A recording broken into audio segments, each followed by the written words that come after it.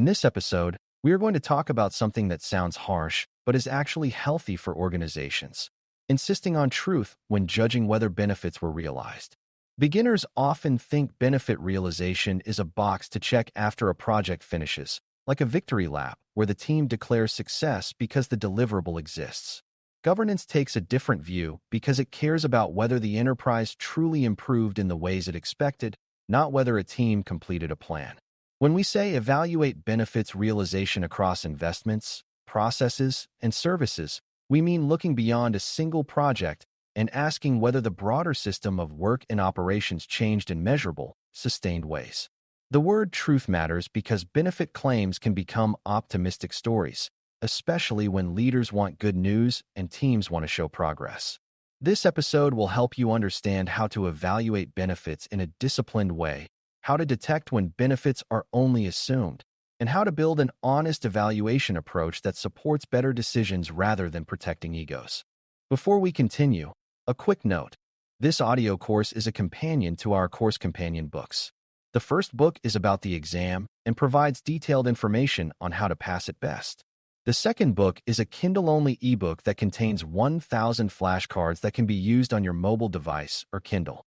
Check them both out at Cyber.Author.me in the Bare Metal Study Guide series.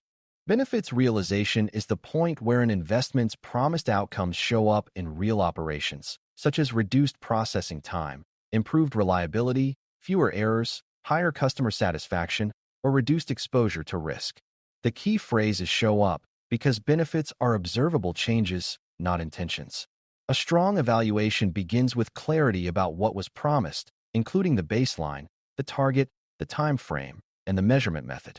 If those pieces are missing, the organization cannot honestly say whether value was realized, because there is no stable way to compare before and after. Truth-focused evaluation therefore starts early by requiring that investments define benefits in measurable terms rather than in vague statements like improve efficiency or enhance security. It also requires that someone owns the benefit measures and understands what actions will be taken if the measures do not move as expected. Without ownership and clear measures, benefit realization becomes a matter of opinion, and opinions are not a solid foundation for governance decisions. Evaluating benefits across investments means recognizing that enterprises usually achieve outcomes through a combination of efforts, not through one isolated project. For example, improving customer retention might depend on reliability improvements, service process changes, and better user support, all funded through different investments. If you evaluate each project in isolation, you can miss the truth of what happened at the enterprise level. One project might claim success because it delivered a new capability, but the enterprise outcome might not improve because a related process never changed or because another service remained unreliable. Truth-focused evaluation therefore asks, what did the enterprise outcome do, and which combination of changes plausibly influenced it? This approach does not require perfect mathematical attribution, but it does require honest reasoning and supporting evidence.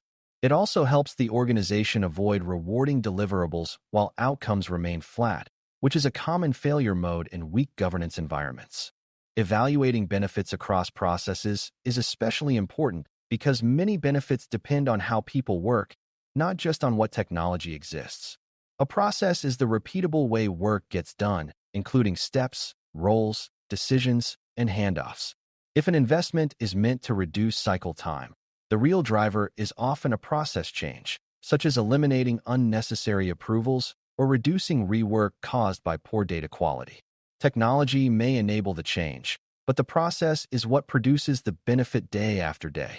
Truth-focused evaluation therefore looks at whether the process actually changed, whether people follow the new process, and whether the process produces better performance measures. This is why adoption matters, but adoption is not just usage.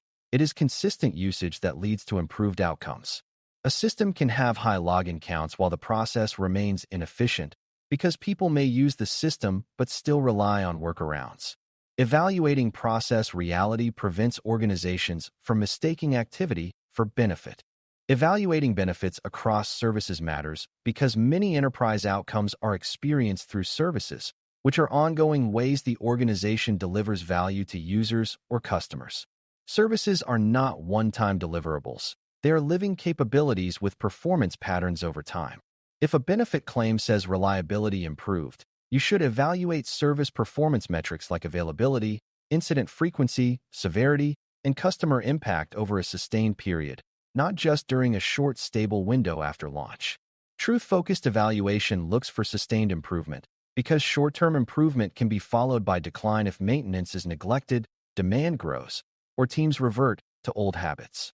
This is one reason benefit evaluation should have multiple checkpoints, such as an early check to confirm adoption and stability, and later checks to confirm that outcomes held steady. It is also why the evaluation should be anchored in a baseline measured consistently, so the enterprise can detect whether improvement is real or just a change in reporting style. Services are where benefits must live, so service evaluation is central to truth. A major obstacle to truth is measurement distortion, which happens when metrics are poorly defined, inconsistently collected, or easily manipulated. Distortion can be accidental, such as when teams change the way incidents are categorized, making the numbers look better without improving reality. Distortion can also be a natural consequence of pressure, where teams focus on meeting a target rather than improving the underlying system. Truth-focused benefit evaluation includes controls against distortion, such as clear metric definitions, consistent data sources, and periodic validation of measurement methods. Validation can be as simple as comparing multiple indicators, like checking whether a reported reduction in incidents matches customer complaint trends or support ticket patterns. When different signals disagree, it is a prompt to investigate rather than to accept the most convenient narrative. Truth is not about cynicism. It is about ensuring the enterprise learns accurately, because accurate learning leads to better future investments.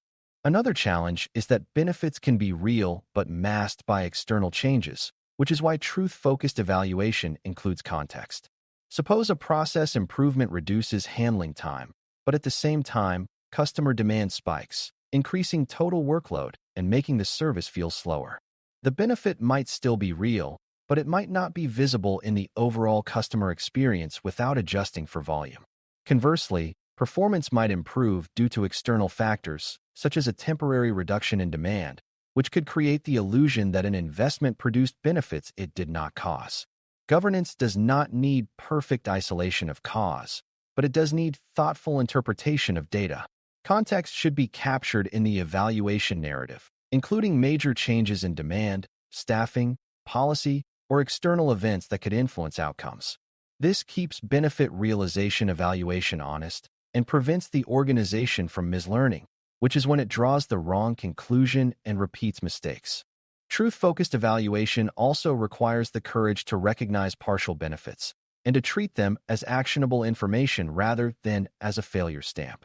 Many investments produce some improvement, but not as much as expected, or they produce improvement in one area while causing unintended consequences in another. If governance only allows two outcomes, success or failure, people will hide nuance to avoid being labeled a failure. A better governance culture encourages accurate reporting, including where benefits were realized, where they were not, and what adjustments are needed. That is why evaluation should be tied to decision-making, such as whether to invest in follow-on improvements, adjust processes, change training, or even retire a capability that is not delivering value. Truth is useful because it guides action. When evaluation is honest, leaders can allocate resources to close gaps and protect gains, which is far better than pretending the gaps do not exist. A practical method for truth-focused benefits evaluation is to create a benefits register, which is a living record of promised benefits, metrics, owners, baselines, targets, and review dates, and then to update it based on evidence. Even if you do not use that term, the idea is simply to keep benefit commitments visible and track them over time. Each benefit should have an owner who can influence it, and each review should include both the metric results and an explanation of what was done to support improvement. Reviews should also consider dependencies, because benefits might require coordinated changes across teams. If a benefit is not appearing, the evaluation should ask whether the underlying assumptions were wrong, whether adoption is weak, whether the process did not change as intended, or whether external conditions change the outcome. This method avoids vague statements like benefits are on track by replacing them with measured results and specific reasoning. It also builds institutional memory, so the enterprise learns what kinds of investments reliably produce value. To ground this with an example, imagine an investment intended to reduce the time it takes to resolve customer support cases.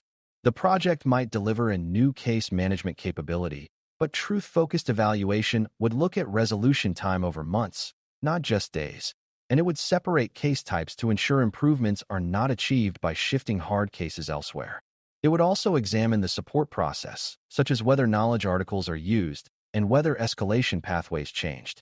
It would look at service indicators like customer satisfaction after case closure and the rate of reopened cases, because fast resolution that leads to reopened issues is not real value. If the numbers improve but agents report they're using workarounds, the enterprise would investigate whether the new process is actually effective. This kind of evaluation might reveal that the technology is fine but training is weak, or that the process needs refinement, or that the benefit target was unrealistic. The result is not blame. The result is truth that guides improvement. As we conclude, evaluating benefits realization across investments, processes, and services for truth means refusing to confuse delivery with value and refusing to accept optimistic stories without evidence. Truth-focused evaluation defines benefits with measurable outcomes, uses consistent baselines and data sources, considers context and dependencies, and checks whether improvements are sustained in real services and real processes.